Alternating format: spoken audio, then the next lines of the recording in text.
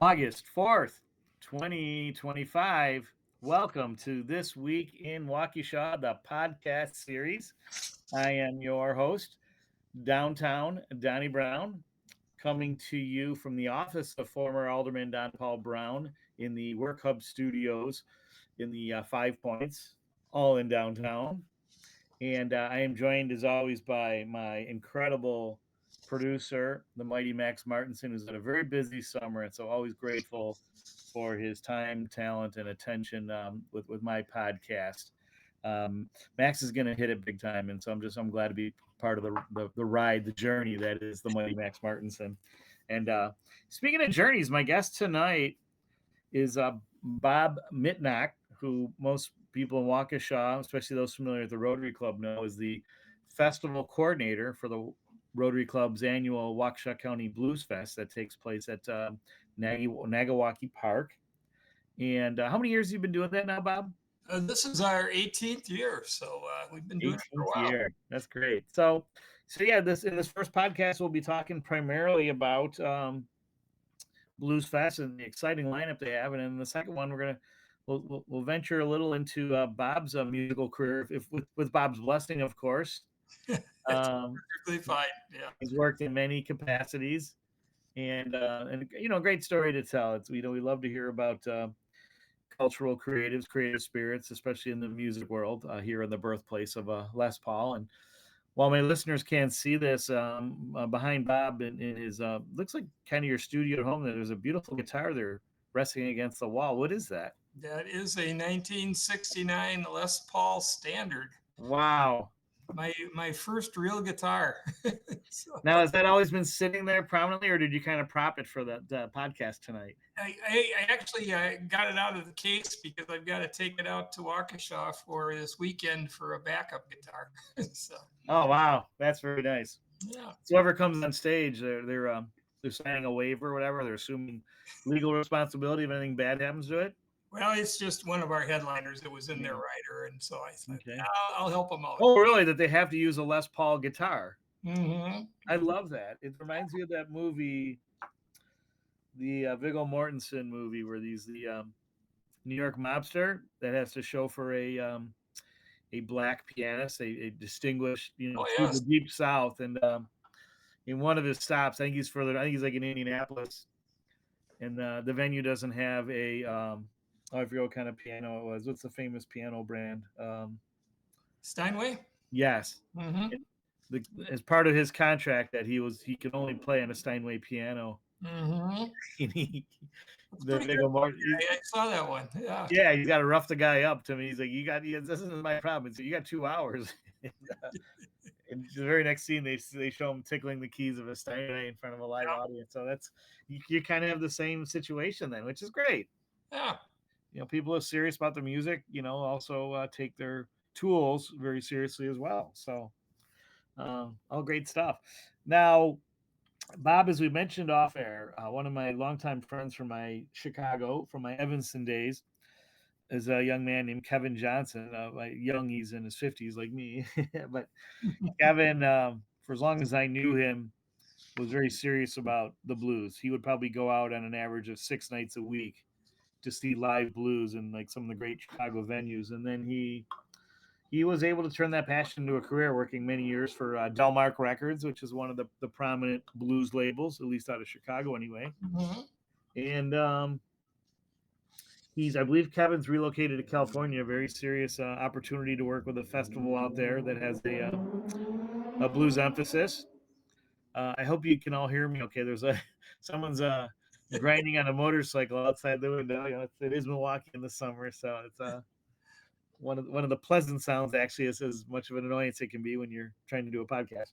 But in any event, Kevin somewhere in his radar caught wind of the Waukesha County Blues Fest, and one of your headliners, Mitch Ryder, and he sent me a text. He was very excited. He's like, "Wow, is this really happening?" And I said, "You bet." And so it's only too bad. It would have been great to have him involved in this too, because he's very serious about the blues. Can I ask, how did you land a name like Mitch Ryder? I work with a number of national agencies, and they usually, because I've been doing this for enough years now, they'll come to me with opportunities. And that was one that came along, and they said, that we were looking at a couple of different artists, and they said you should really take a look at Mitch. He's got this new album out, and it's kind of somewhere between rock and blues, and Nice. it charted in the blues charts and has been doing pretty well. So I thought, well, it makes sense. So yeah. So for those listeners who are in my age group, I graduated from high school in '85. Just was at my 40th class reunion a couple weekends back, and I had a really marvelous time too. It was really, usually you don't have high expectations for those, or there's a lot of anxiety, but it was wonderful to see so many old friends and to see everybody doing well, and of course having great weather doesn't hurt either. But I saw recently there was a big social media post about MTV's 44th anniversary, and it said something like playing music for the first 14 years or some joke, because it was all music when it started out, which when I was in high school, like that was great. And so Mitch Ryder had a big hit called When You Were Mine. That was an MTV video that kind of caught a bit of fire, and it was not known to many people at the time. It was a cover of a Prince song from one of Prince's early albums, and Prince's rendition, of course, is great, but the Mitch Ryder one has kind of that bluesy, Detroit, blue collar, hardish rock feel to it. That's very soulful as well, and of course, nobody can do it like Prince can. There's nothing like the original. But I heard the cover first, and I always thought that the cover was brilliant and very, it tugged at the heartstrings. And then to hear the cover many years later when I was in college, I'm like, wow, there's two versions of this great song. Mm-hmm. But of course, I heard it from Mitch Ryder. And then, of course, for looking at your website, your passion for music began, Bob, when you caught the Beatles on Ed Sullivan on a Sunday in February. I won't say the year, but people of your generation or your age group remember C.C. Ryder and Sure. many other hits from Mitch Ryder. So I imagine there's a lot of enthusiasm. He claims he's going to do some of the old ones too. So I hope he sticks to that, because it'll be nice to hear a mix of the new stuff and the old songs. So Sure, that's terrific. So, okay, so obviously, Mitch Ryder stands out like a sore thumb for the guys like me. Like, I enjoyed blues. I enjoyed my time in Chicago, but I also loved. I know more about jazz in terms of jazz artists, but I did go to see a lot of great live blues bands with my friend Kevin, and so much overlap too. Like some of the best jazz guitarists are very blues influenced. Like Dave Spector, I'm a huge fan of. I don't know if you've ever heard of him, but brilliant guitarist, huge blues influence, and so many like that. Who are some of the other bands on here that you would like to? I mean, we have time, so you can chat them all up, even sure. if it takes two podcasts. But yeah, if you want to kind of go through it and what people can expect, or what maybe some of the backstories are about these guys. Sure. Well, let's work our way back from Mitch Ryder a little bit. I think everybody's pretty familiar with Mitch Ryder and the Detroit Wheels, and yeah, he's got a whole new group of wheels now, Detroit Wheels, but it's a great band. I think it's gonna be pretty exciting stuff. Is it still the Detroit Wheels, or is it just Mitch Ryder with a backup band? He does it both ways. He said you can use whichever way you want to promote it, but okay. His recording has been just under Mitch Ryder recently. So. Okay, terrific. Then we've got Rocky Athos in there, who is a fabulous guitar player out of Texas, and he's been around almost as long as Mitch.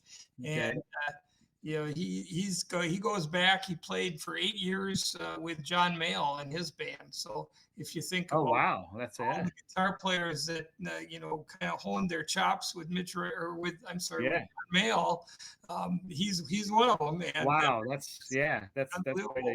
that's quite a resume. I mean, before that. You can go back further. There's a couple great stories about him. He played with Black Oak, Arkansas for a while, and is involved in some of their songs that people would even know. And then started off in grade school, went to school with Stevie Ray Vaughan, and I was going to ask about that Texas connection. They were good friends. So so he's kind of a sleeper on the lineup here, because his name is not that well known, but he's got quite a resume. So. I love that kind of, that's my kind of music. Yeah. So, what else we got? Then we've got just ahead of Rocky Athos at 5:30 on Friday. We've got Dustin Arbuckle and the Damnations. A number of Love years it. ago, we had the band Moreland and Arbuckle line actually. Okay. Oh, wow. They've since split up, so now Dustin's doing his own thing with a different band, but real good stuff. And That's a great name, the Damnations. yeah, so that'll be a nice, supper time act for Summertime Blues. yeah. There ain't no cure. Hey, Yep. is there where are they out of? Um, Dustin Arbuckle and the Damnations. I there's was just looking for an excuse to say the name again, Bob. No, really, where are they out of? I think they're out of Nebraska, to be honest. Yeah, I'm not sure exactly where, if it's Omaha or some small town out there, but Wow. yeah, We were in Omaha earlier this summer. We could have caught them. Yeah. So they're coming to play, and then they've got actually another festival to play the next day back in Omaha. So they're going to be driving overnight to get back, but yeah, some great music, and then a few local area groups earlier in the day on Friday. Blues Addiction, who are out of Milwaukee, and Nice. been trying to get them for a couple of years, but it just never worked into scheduling. Yeah. They're a great band. Troublemakers, who are a Waukesha band, and nice. they do kind of a blues rock mixture, and they'll be on at 2:30. Let me put a pin in that for a second, because I'm here in the Work Hub Studios, and the owner, Mary Jane Sanchez. You know the Troublemakers. What's their story? They're kind of a band. Is that Ray Lannis? Is it Ray Lannis? Is one of the band members? I'm not sure. Yeah, it's Mark Volkman. Mark Volkman. Okay. One of the members. Okay. Yeah, these are all the people that are my age that we all had garage bands. I know a lot of them. So part of that Waukesha garage band tradition that went to high school, late 70s. Yes, exactly. Bodines, that whole, part of that whole. Okay. There's a ton of bands, and they're all. And they're still jamming. Yeah, they're all jamming. Very cool. All right. So Mary Jane's gonna have to get there at 2:30 to catch up with some old friends. Yeah. So thanks for that, Bob. So there you go. And then we're starting off on Friday at 1:00 with one of the bands from the Rockonson program, which is a program for youth and that do garage bands, basically, just like we were talking about. But these are all kids that are still in school, in high school, and the band is Extra, and it's kind of cool because they're from the general area too.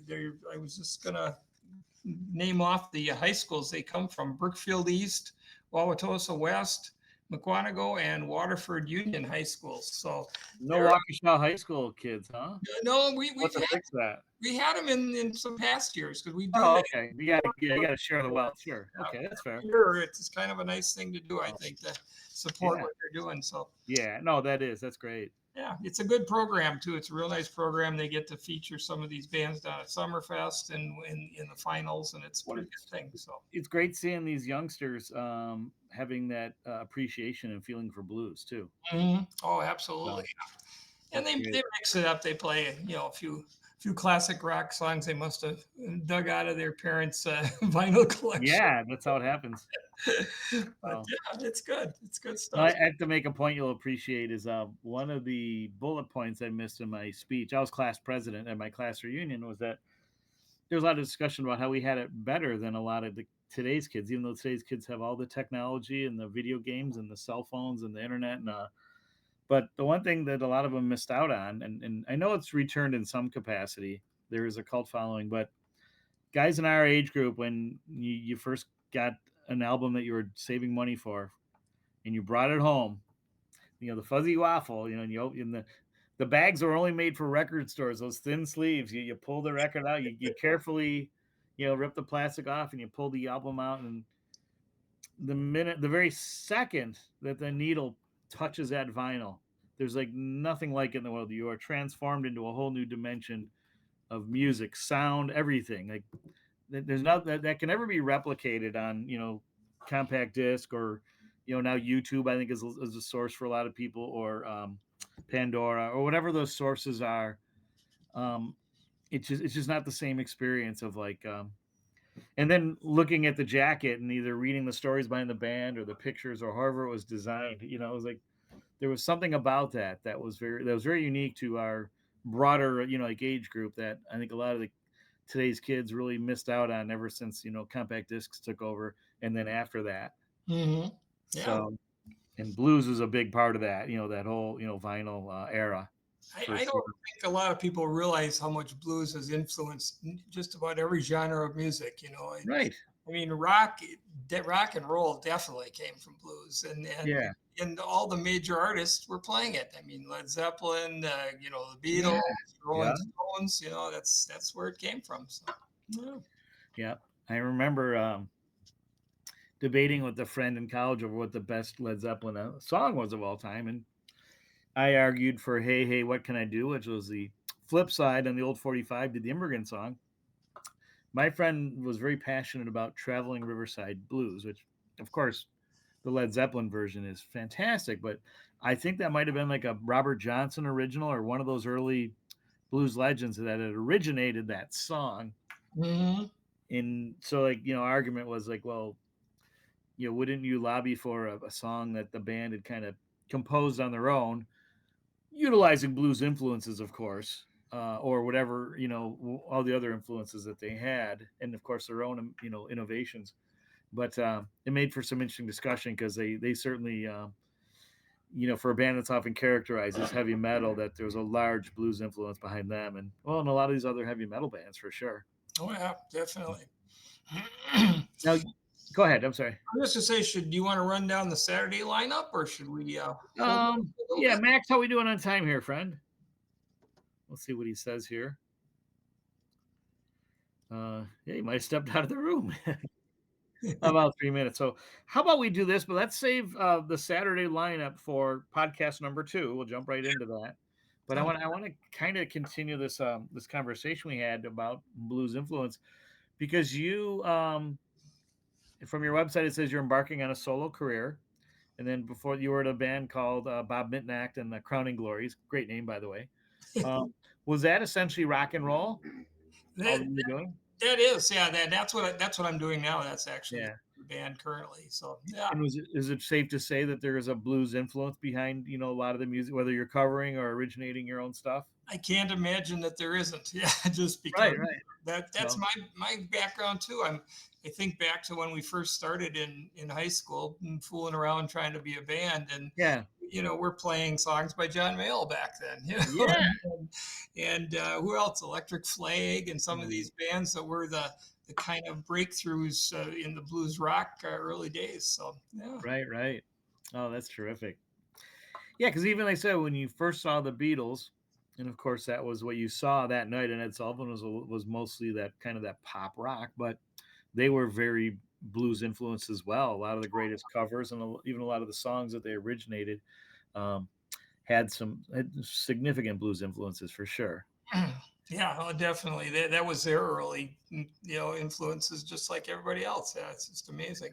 Sure. So about 18 years ago, or I'm guessing it was maybe longer than that, like 19, when they were coming up with this idea for a fundraiser for the Rotary Club, a music festival or blues. Bob's a music guy. Let's ask him. Did you say, well, I'm primarily a rock and roll guy? Did they say, well, so what? I mean, blues, rock and roll. I mean, come on. Yeah, I had a lot of interest in blues, like I say, all through my career of playing. Sure. And so, I felt like I could probably do something with that. And they were looking to do something a little more directed, where you would be able to charge a ticket price and people wouldn't mind paying it because they really appreciated what it was. And it was a little bit formulated after the jazz festival that was going on back those days in West Bend, and so we did kind of a similar thing with just a little lower price point. So and a shorter drive for most of us too than West Bend. there you go. Right. So I think it really worked out really well, and it's been people come every year and they keep coming back, and I run into them on the grounds when we're walking around, and they just say, "Oh, we love it. We wouldn't miss it for anything." And so And you have a great space. The parking's great, and it's Naguaque Park is so beautiful. Even like it's a Four Seasons park for sure. right. And because I remember originally it was in Waukesha, and we can talk about this in the second podcast, but obviously I'm sure a lot of the fans love Naguaque Park better because of the size of the venue and the flexibility it gives you as an organizer in terms of staging and concessions and all those other things that you can, you have the space in the parking to make a lot of things possible. Yeah, there's a lot of good features doing it out there, and so that's why we decided on Nagasaki. Sounds great.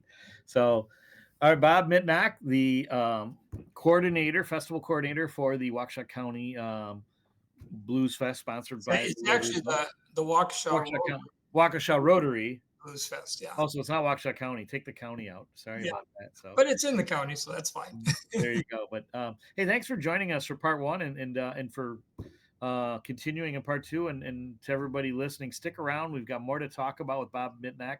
The Blues Fest takes place this coming week, Friday the 8th and Saturday the 9th at Nagasaki Park. So stick around for part two on This Week in Waukesha, the podcast series. Bye for now.